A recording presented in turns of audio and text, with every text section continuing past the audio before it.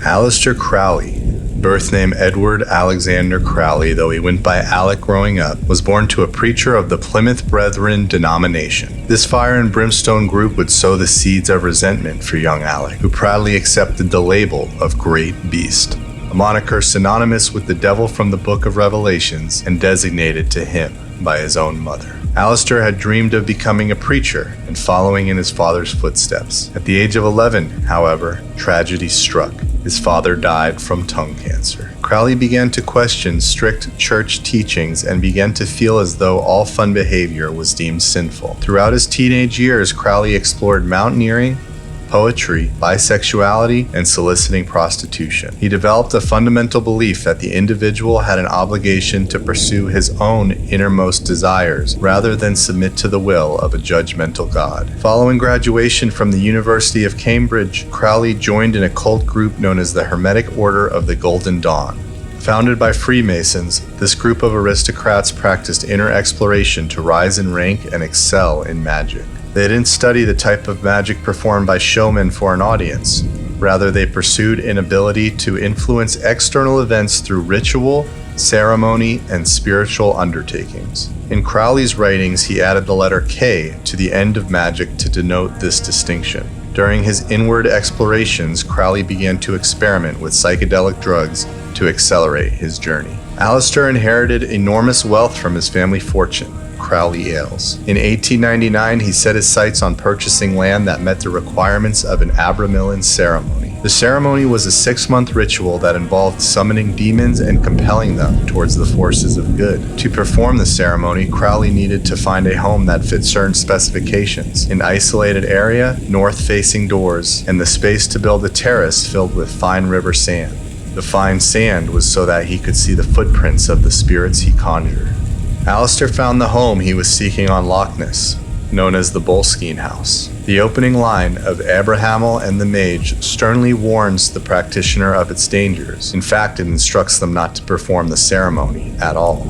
Aleister was unbothered. He performed the ceremony for months and began to grow weary from living on bread and water. He rose before dawn and performed incantations throughout the day. The house was so dark that even on bright, sunny days he required artificial candlelight. Aleister began seeing spirits in the shadows that surrounded him. MacGregor Mathis, a principal founder of the Hermetic Order of the Golden Dawn, interrupted Aleister's ceremony and requested his assistance back in Paris. Aleister stopped his ceremony short without casting the demons back to the underworld. Jimmy Page, guitarist for Led Zeppelin, would later purchase the home and claim it was haunted. Following the Second World War, Major Edward Grant committed suicide with a shotgun in Aleister's room. In 2015, the Boleskine House burned to a crisp. Some claim Aleister Crowley had opened a portal to hell. In 1903, Crowley married Rose Edith Kelly out of convenience. She eloped with him to escape an arranged marriage, and they headed off to Egypt. There they found a cave where Edward recited Goethe, the Lesser Key of Solomon, in an attempt to summon the Egyptian god Horus. Much to his shock, Rose was the one who heard a voice, but she told Crowley that she had received instructions on how to contact the dead. Crowley doubted her at first, but when he followed her instructions, he indeed heard the voice of Aiwas, his guardian angel and messenger of Horus. Over the next 3 days, Aleister wrote down what Aiwas had dictated to him. The final text was known as the Book of the Law, with the fundamental rule of do what thou wilt. In 1905, Aleister Crowley agreed to a Himalayan mountaineering expedition up Kanchenjunga. Swiss doctor Jules Jacot Guillemard proposed the plan following their unsuccessful expedition together on K2.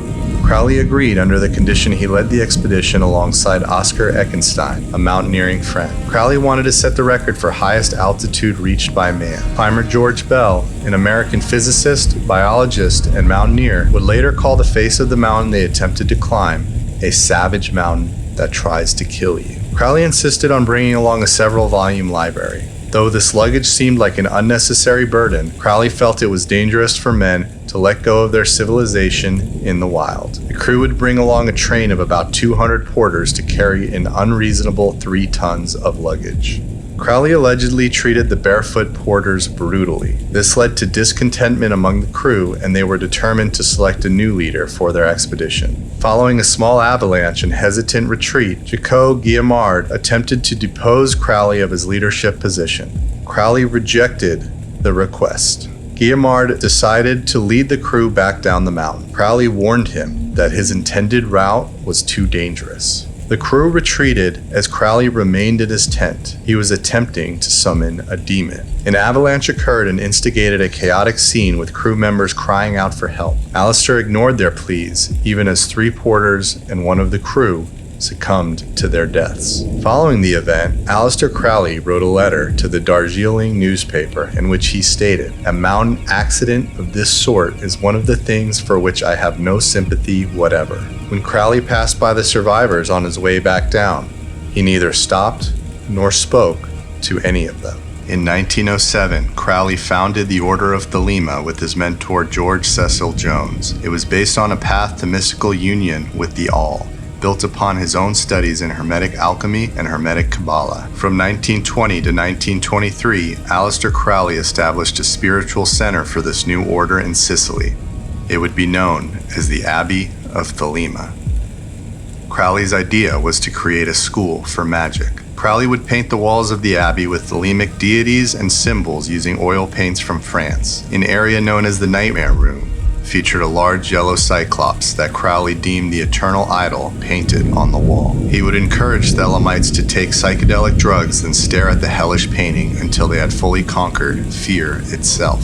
Orgies and drug use were routine at the abbey, despite the prevalence of children running freely on the premises. The children were even witnesses to the acts of sex magic. Crowley's belief that the soul's intentions could be heard by the universe at the moment of climax. Crowley's drug use eventually spiraled out of control, and he would become a full-blown heroin addict. The hedonistic practices at the Abbey of Thelema escalated in debauchery to include animal sacrifices and bestiality. Nevertheless, it became a hotspot for celebrities, attracting a British model, Betty May, and her husband, RAOUL Loveday. Betty never quite got along with Crowley. She considered the abbey dirty and didn't enjoy life at the commune. After Crowley caught her reading a newspaper, an item which he had forbidden, she left the following day while her husband stayed behind. RAOUL remained in the commune due to illness and his devotion to Crowley. He had recently consumed water from a local fresh spring despite Crowley's warning that his immune system was not built up to the task. Loveday's illness progressed to death from a bacterial infection in 1923. May blamed Crowley for RAOUL's death and leaked the cult's hedonistic practices to the press. She believed that her husband had been poisoned after drinking the blood of a sacrificial cat. Her story was picked up by newspapers worldwide.